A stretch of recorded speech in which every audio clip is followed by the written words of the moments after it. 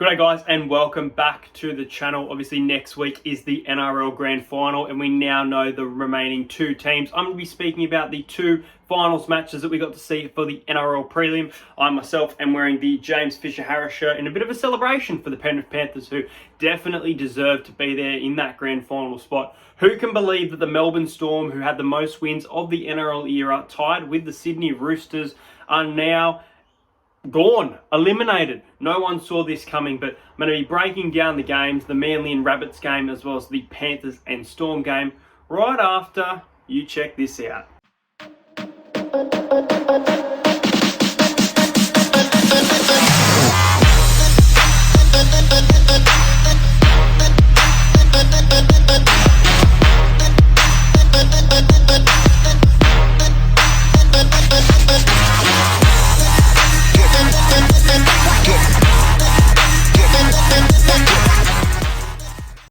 So yes guys, that is officially the new intro. I know it's a little bit longer than some may like for the Entertain House. Obviously the EH show will be returning later in the year. I have some guests lined up. I just need to organise that time, with those guests. They have a big job to do on the field, off the field, for the commentators, the refs, everything that goes involved. But I absolutely love this channel. I know I haven't been as consistent as I would have liked to recently, but refreshing start. I'm back. We're ready for the grand final, the Panthers and the Rabbitohs. But let's speak about the games individually. So the Manly Seagulls, I tipped them. They've had a good year, but they can definitely be described as flat track bullies, beating bottom 8 sides for the most part convincingly. And I'm talking being down by 20 at halftime and coming back to win that game 13 plus, like against the Titans, like against the Cowboys. Crazy what they've done this year. They've had a great season. Tom Trbojevic for mine will probably get that Dally M. It was nice to see Kieran Foran adjust to his old club as well. I honestly believed into the hype. I believed that Manly would play Melbourne and Manly could potentially go all the way just because of how good Tom Trbojevic was as a player, but they're gone. They are eliminated by the South Sydney Rabbitohs, who they had the week off after beating Penrith Panthers in week 1 of the finals. No one saw that upset coming except for you Rabbitohs fans. And look, the Rabbits, they have had 50 points put on them this season twice, and no team has ever had 50 put on them in the season and gone on to win the comp.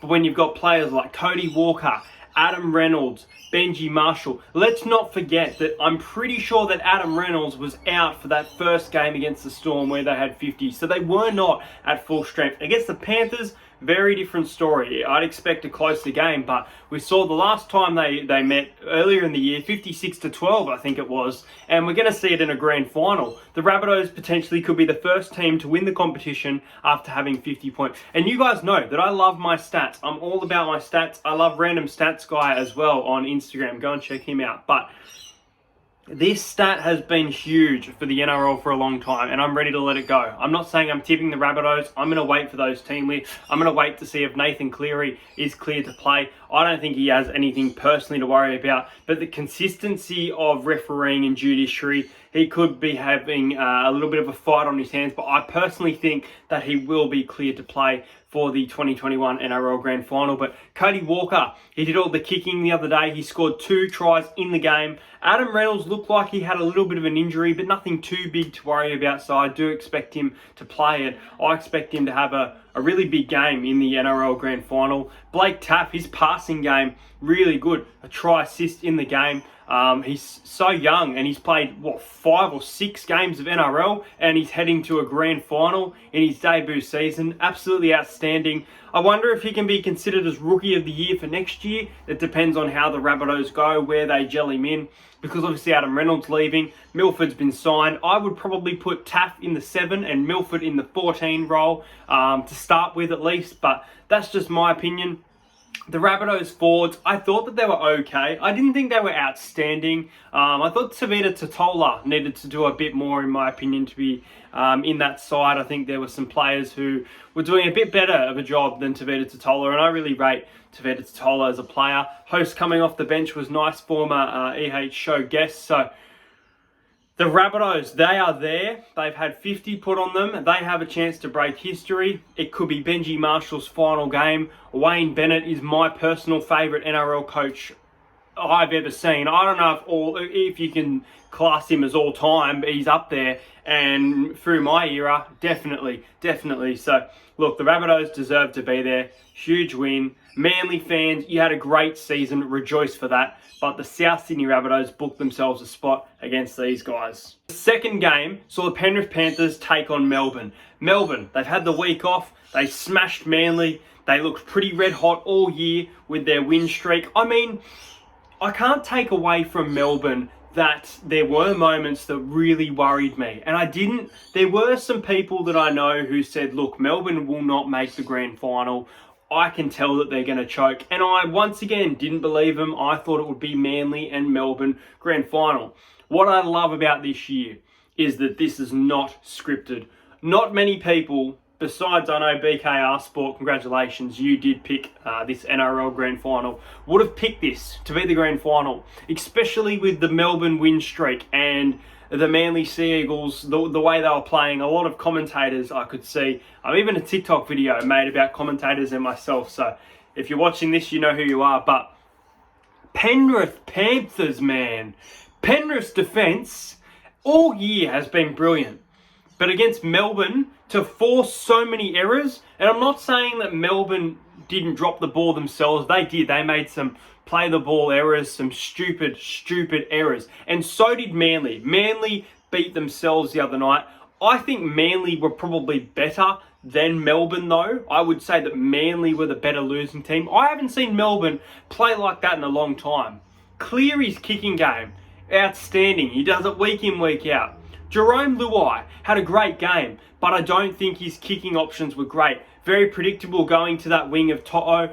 You need to have some passing game about him, not just the kicking game in that grand final. And he'll work on that. We're going to see a big game from Jerome Luai, I've got no doubt. But the Penrith Panthers last year lost the grand final to the Storm. You need to lose a grand final to win a grand final. Now, I don't know who I'm going to tip. I'm being honest. At the start of the year, I said that the grand final will be Panthers and Storm, and the Panthers will beat the Storm. So I guess I'm on that Penrith side of things. But this Rabbitohs side, and the fact that I'm ready to throw this stat out the window, just makes it huge. Now, Nelson Asafa-Solomona for the Storm, he had a great game coming off the bench. Nico Hines, obviously his final game in Storm colours, I thought he did all right for the most part. Munster under pressure during Origin, during finals, has not been great in the last couple of years. I know that he had a good grand final last year, but I expect more from Cameron Munster in seasons to come. I was very disappointed with him. Pappenhausen was kept quiet, but the Penrith Panthers contained him. And Dylan Edwards was outstanding, especially in defence, always running the ball. You see too many fullbacks get the ball, run it up slowly. Dylan Edwards was hard hitting, getting gritty, down and dirty with the Melbourne Storm. And look, Penrith deserved to be there. Penrith, the defence has been great all year. I think that South's attack is better than Penrith's attack. But if we're talking about defence, it's Penrith. And will South be able to crack more points through than Penrith defend? It's going to be a fantastic NRL Grand Final next Sunday. And I consider this potentially as a dawning of a new era.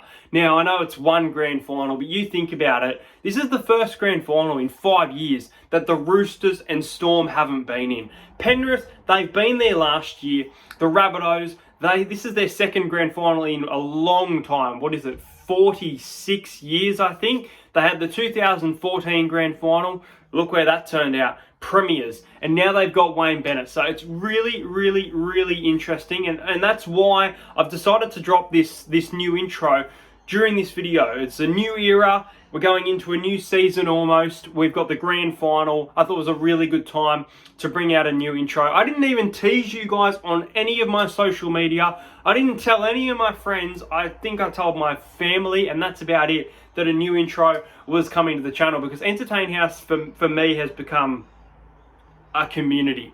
The fact that I've been used in TikTok video, the fact that we've got Drom Clothing on board as a sponsor. Guys, I'll just say it once again, go and check out Drom Clothing Co. over on Instagram. They are a fantastic sponsor of the channel. I do apologise that I am not wearing Drom myself at present. I'm getting around the Penrith Panthers with their win over the Storm. But if you want to get a discount at Drom, use code ENT15. But there's just been so much growth for Entertain House, and I just want to thank every single one of you. This video is a thank you. This video is a review. It's everything that I've wanted to make in 2021 made into a video, but we've locked it in. We've locked in the Panthers. We've locked in the Bunnies.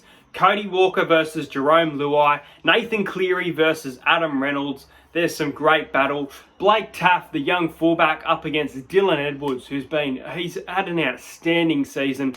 Go and check out my Dally M Award predictions. They come out tomorrow night. Now, I do apologise. For some reason, I don't know how I did this, I put Jared Warrior-Hargraves and Payne Haas over James Fisher-Harris. James Fisher-Harris just went out of my mind. I would have had him in there, so I don't know what happened, but for some reason, I didn't have this big man, James Fisher-Harris. So he's going to be up for a big one. This grand final is unlike anything that we can expect. We've seen these new rules bring about points. We've seen a very different ball game of NRL. I just hope the refereeing doesn't let it down. But the Penrith Panthers, they suffocated the Melbourne Storm.